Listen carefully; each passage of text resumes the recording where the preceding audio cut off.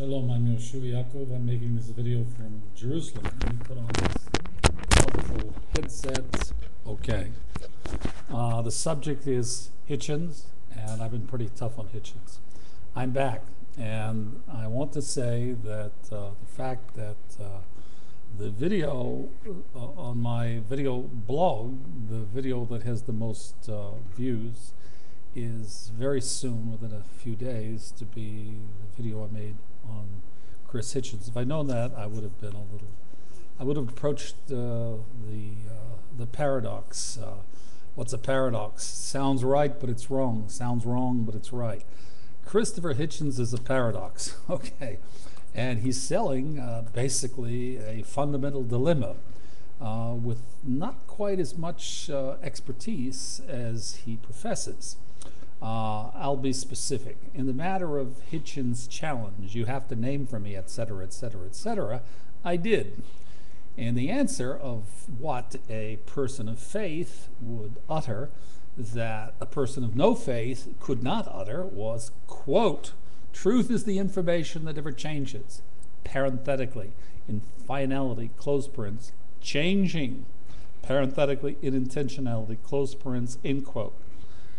Folks, that's the answer to the challenge. And I have not explained it, and I will not explain it until Christopher stands like a big boy. He stands up and takes responsibility for his challenge. He's hiding. Okay, that said, let's move on. His most significant errors that I find particularly difficult. I have read Freud's all 23 volumes. I know what I'm talking about. Context. He's claiming the Nietzschean dialogue of the slave-master relationship. This is not good for people, slave-master relationship. And the root of all evil is religion and organized religion. In reverse order, Christopher, the root of all evil in the world, thank God, is much simpler. It was, I hate to break the bad news to you, Chris, it was exile. Exile ended 10 years ago. Chris, where have you been? You missed it. And how did it end? With the collapse of the local reality globally. I'm not going to explain more than that right now. Okay. So much for the root of all evil is religion and organized religion. The claim of Nietzsche as an atheist, which he shares with Dawkins, is utter rubbish. If he had read of the 1,200 commentators, the philosophers that all commentated on Nietzsche, perhaps Kaufman is the most prolific. I think it was 1,200 volumes of his commentary. But anyway, he saw a much more subtle divinity in God is dead and the will to power. And he's right. That's two strikes, Chris. Let's see what else. Well, there is a long litany of claims about the classics, Dostoevsky and Milton's works, etc., etc. I've listened to his commentaries. I read the classics, and I get something very different than Mr. Hitchens. But let's not split hairs. He's entitled to interpret as he does. Okay, let's wrap this up. What else? Freud. Let's end with Freud. Id, ego, superego was the great insight of Sigmund Freud.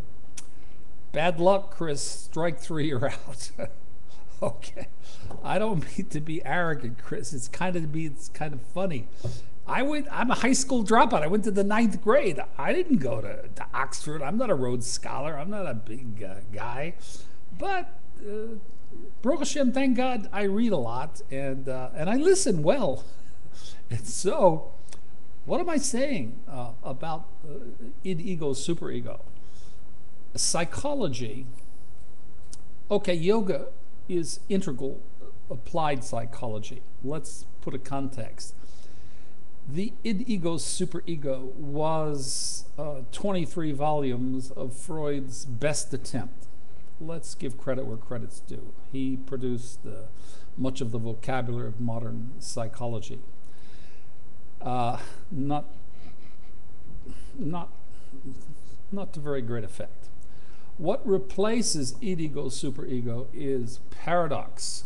Chris is a paradox. Remember what I said at the beginning of this video? Sounds right, but it's wrong. Sounds wrong, but it's right. That's a paradox. Okay. And that brings us in life, normatively, to a dichotomy. You got to choose. Well, in exile, we had a thing in our religion, we call it, if Chris had learned Torah, he's a Jew, but he didn't. He grew up a Christian, under the Christian influence. There's a term called klippah, which refers to a mask of the identity and consciousness of man's mind. But the inherent natural duality of man is a good inclination and an evil inclination. The latter created an artifact of mind which defines in the Torah exile, and that imitated the natural duality of the good evil inclination. Okay, so then in the context of what I'm talking about, specifically in exile, man was presented with a dilemma. Let's say it another way. A white doggy and a black doggy. So when I began getting into in-depth learning and growth and development, I said, wait a minute, I'm not a doggy. I don't care whether it's a white. I don't want that choice. That's not right.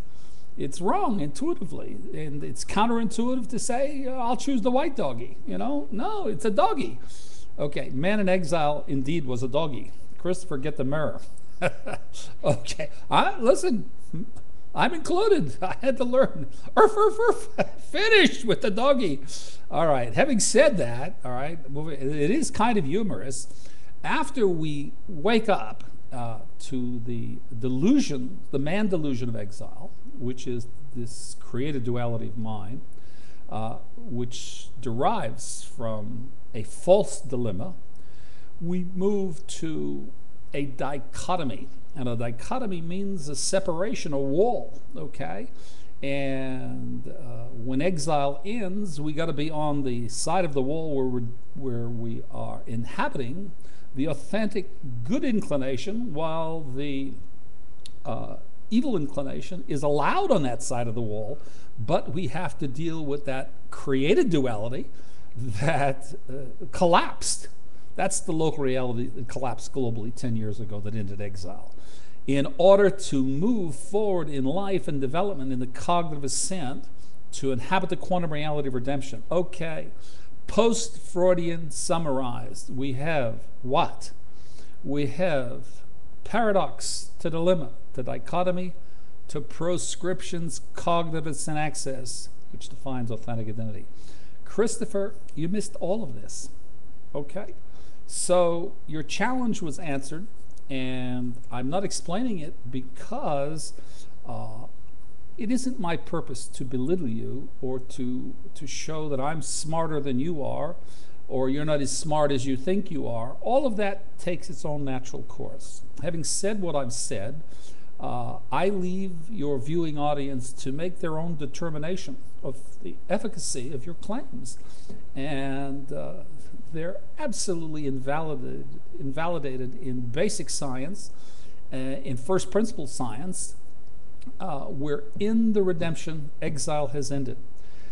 The collapse of the local reality has suspended between the base of the local, the quantum reality, because of man's denial. When the denial ends, we'll ascend and inhabit the quantum reality, which is redemption.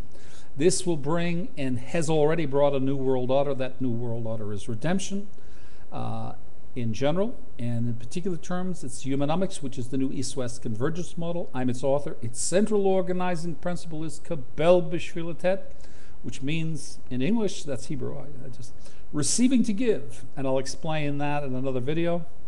And also the new economic paradigm integration. I thank you very much for listening. I'm Yehoshua Yaakov from Jerusalem. Bless you in Kabel B'Shvilitet. Thank you so much.